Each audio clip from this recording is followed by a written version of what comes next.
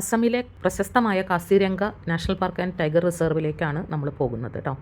നിറയെ ജീപ്പുകൾ ഇങ്ങനെ നിരനിരയായിട്ട് കിടക്കുന്നുണ്ട്. ഞങ്ങളവിടെ ചെന്ന സമയത്ത് അവിടെ ഒരു VIP വന്നതുകൊണ്ട് ഞങ്ങൾക്ക് കുറച്ച് സമയം അവിടെ വെയിറ്റ് ചെയ്യേണ്ടി വന്നു. അങ്ങനെ ഒരു കോൺവോയ് ആയിട്ടാണ് നമ്മുടെ ജീപ്പുകളെല്ലാം തന്നെ അങ്ങോട്ട് പോകുന്നത്. കാര്യം വലിയ ആക്രമണമൊന്നും ഉണ്ടാവില്ല, പക്ഷേ എങ്കിലും അങ്ങനെ ഒരു എല്ലാം ഒരുമിച്ചാണ് അങ്ങനെ പോയിക്കൊണ്ടിരിക്കുന്നത്. അപ്പോൾ ഞങ്ങൾ കണ്ടത് അവിടെ വന്നിട്ടുള്ള VIPനെ സ്വീകരിക്കാനായിട്ട് അവിടെ ആനകളെ ഒരുക്കി നിർത്തിയിട്ടുണ്ടായിരുന്നു. അപ്പോൾ അവർക്ക് എലിഫൻറ്റ് സഫാരി വേണമെന്ന് പറഞ്ഞപ്പോൾ ആനകളുടെ പുറത്ത് ഇരിപ്പിടങ്ങൾ വെച്ച് കെട്ടുന്ന തിരക്കിലായിരുന്നു. അപ്പോൾ ഞങ്ങളവിടെ ജീപ്പിനകത്ത് അങ്ങനെ ഇരിക്കുമ്പോഴാണ് ഇതൊക്കെ കണ്ടത്. ഇത് കാട്ടാനകളൊന്നുമല്ല, ഇതവിടെ നാട്ടിൽ അവർ വളർത്തുന്ന ആനകളെ അവിടെ കൊണ്ടുവന്ന് ഈ ഒരു പരിപാടിക്കായിട്ട് എത്തിച്ചിട്ടുള്ളതാണ്.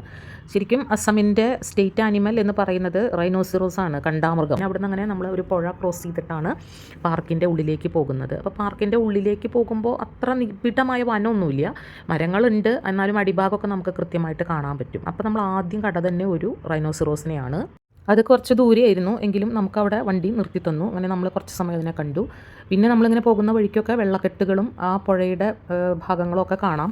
പിന്നെ കണ്ടത് കാട്ടുപോത്തുകളുടെ കൂട്ടങ്ങളെയായിരുന്നു. കാട്ടുപോത്തുകൾ അതിൻ്റെ ഉള്ളിൽ കൂടെ ഇങ്ങനെ ആ പുല്ലുകളുടെ ഇടയിൽ കൂടെ നടന്നു പോകുന്നതും പിന്നെ ഒരു പുഴയുടെ തീരത്ത് മേഞ്ഞു നടക്കുന്ന കാട്ടുപോത്തിൻ്റെ കൂട്ടങ്ങളെയാണ് കണ്ടത്. അവ ഒറ്റയ്ക്കും തെറ്റയ്ക്കൊക്കെ ആയിട്ട് അങ്ങനെ മേഞ്ഞു നടക്കുന്നുണ്ടായിരുന്നു. വന്യമൃഗങ്ങളെ കാണുമ്പോൾ ഇപ്പോൾ ജീപ്പ് നിർത്തി നമുക്കത് കാണാനുള്ള സൗകര്യം അവർ ഉണ്ടാക്കി തരുന്നുണ്ട്. പിന്നെ എവിടെയൊക്കെയാണ് ഈ കാട്ടുമൃഗങ്ങളെ കാണുക എന്നുള്ളത് ഡ്രൈവർമാർക്ക് നല്ല ധാരണയുള്ളത് കൊണ്ട് ആ സ്ഥലങ്ങളിൽ എത്തുമ്പോൾ അവരവിടെ സൂക്ഷ്മമായി നിരീക്ഷണം ചെയ്ത് കാട്ടുമൃഗങ്ങളെ കണ്ടാൽ അവിടെ നിർത്തി നമുക്ക് കാണിച്ചു തന്നിട്ടാണ് അവർ മുന്നോട്ട് പോകുന്നത്. അത്യാവശ്യം അവയുടെ ജീവിത രീതി എങ്ങനെയാണ്, അങ്ങനെയുള്ള കാര്യങ്ങളൊക്കെ അവർ നമുക്ക് പറഞ്ഞു തരുന്നുണ്ട്. ആനകളെക്കാൾ കൂടുതലായി ഇവിടെ ഉള്ളത് കാട്ടുപോത്തുകളും ഏറ്റവും കൂടുതലുള്ളത് റിനോസിറോസുകളും ആണെന്നാണ് അവർ പറഞ്ഞത്. അസമിൻ്റെ സ്റ്റേറ്റ് ആനിമൽ ആയതുകൊണ്ട് തന്നെ ഈ കാണ്ടാമൃഗത്തിനെ ഇവിടെ കാര്യമായിട്ട് സംരക്ഷിക്കുന്നുണ്ട്. ഇടയ്ക്കിടയ്ക്ക് നമുക്ക് പോകുമ്പോൾ കാണാം കേട്ടോ, ഒറ്റയ്ക്കും തെറ്റയ്ക്കൊക്കെ കാണ്ടാമൃഗങ്ങൾ ഇങ്ങനെ അവിടെ ഇവിടെയൊക്കെ നിൽക്കുന്നത് നമുക്ക് കാണാൻ പറ്റും. കാട്ടുപോത്തുകളും അതുപോലെ തന്നെ എവിടെ നോക്കിയാലും കാണാൻ പറ്റും. ഞങ്ങൾ ഇത്രയൊക്കെ കാണാൻ പറ്റുമെന്ന് പ്രതീക്ഷിച്ചിട്ടുണ്ടായിരുന്നില്ല. പിന്നെ ആന ഇടയ്ക്ക് വെള്ളം കുടിക്കാൻ വരുന്ന ആനകളെയും കാണാനുണ്ട്. അങ്ങനെ ഞങ്ങളുടെ തൊട്ട് മുൻപിലെ ജീപ്പിൻ്റെ മുമ്പിൽ കൂടെ ഒരു കൂറ്റൻ കണ്ടാമൃഗം റോഡ് ക്രോസ് ചെയ്ത് പോകുന്ന ഒരു കാഴ്ചയാണ് കണ്ടത്. സത്യത്തിൽ അപ്പോൾ അവിടെ നിന്നിരുന്ന എല്ലാ ജീപ്പുകളിലെയും ആളുകളും ഒന്ന് കിടുങ്ങിപ്പോയി. കണ്ടാമൃഗം നടന്നു വന്ന് വളരെ സ്ലോവിലാണ് എല്ലാ കാര്യങ്ങളും ചെയ്യുന്നത്. പതുക്കെ നടന്നു വന്ന് അവിടെ റോഡ് ക്രോസ് ചെയ്ത് ജീപ്പിലേക്ക് ഇങ്ങനെ സൂക്ഷ്മമായി നോക്കി. അങ്ങനെ ജീപ്പിനടുത്തേക്ക് നടന്നു വരുന്നത് പോലെ തോന്നിയപ്പോൾ തന്നെ ഞങ്ങൾ ആകെ പേടിച്ചു.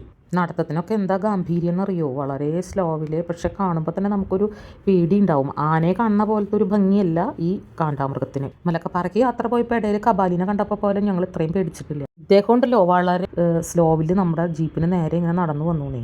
ശരിക്കും നമ്മുടെ നെഞ്ചിടിപ്പ് അങ്ങോട്ട് കൂടി. പിന്നെ ഞങ്ങളെയൊക്കെ സൂക്ഷിച്ച് നോക്കി. വലിയ കുഴപ്പമില്ലാത്ത ആൾക്കാരാണ്, മാന്യന്മാരാന്ന് കണ്ടിട്ടാന്ന് തോന്നുന്നു കേട്ടോ. മൂപ്പര് തിരിച്ചങ്ങടെ തന്നെ പോയി. മൂപ്പര് നടന്ന് കണ്ണീന്ന് കാട്ടിലേക്ക് മറിയണ വരെ ഞങ്ങൾ നോക്കി അവിടെ തന്നെ ഇരുന്നു. ജീപ്പ് അവിടെ തന്നെ ഇട്ടേക്കായി. അപ്പോഴേക്കും അങ്ങോട്ട് പോയ ജീപ്പുകൾ പലതും തിരിച്ചു വന്നുകൊണ്ടിരുന്നു ഓരോന്നായിട്ട്. അപ്പോൾ 2 ജീപ്പുകൾക്ക് ഒരുമിച്ച് കടന്നു പോകാൻ സ്ഥലമില്ലാത്തത് കൊണ്ട് ബാക്കിയുള്ള ജീപ്പുകളെയൊക്കെ കടത്തി വിട്ടിട്ടാണ് ഞങ്ങൾ മുന്നോട്ട് പോയത്. പിന്നെ ഈ വ്യൂ പോയിന്റുകൾ ഉണ്ട് കേട്ടോ. ഇടയ്ക്കിടയ്ക്ക് നമുക്ക് വേണമെങ്കിൽ നിർത്തിയിട്ട് വ്യൂ പോയിന്റിൽ പോവാം. പക്ഷേ അത് ഡ്രൈവർ സമ്മതിച്ചില്ല, കാരണം ഇത്രയും മൃഗങ്ങൾ ചുറ്റുമുള്ളപ്പോൾ അത് സേഫ് അല്ല എന്നാണ് അദ്ദേഹം പറഞ്ഞത്.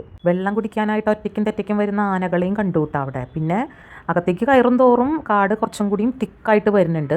കുറച്ച് ദൂരം കൂടി മാത്രമേ ഞങ്ങൾക്ക് പോകാനുണ്ടായിരുന്നുള്ളൂ. നല്ല തിക്ക് ഫോറസ്റ്റിൻ്റെ ഉള്ളിലേക്കൊന്നും അവർ കൊണ്ടുപോയില്ല കേട്ടോ. ഈ ജംഗിൾ സഫാരി ഏകദേശം 1 മണിക്കൂർ എടുത്തു കേട്ടോ. Thank you.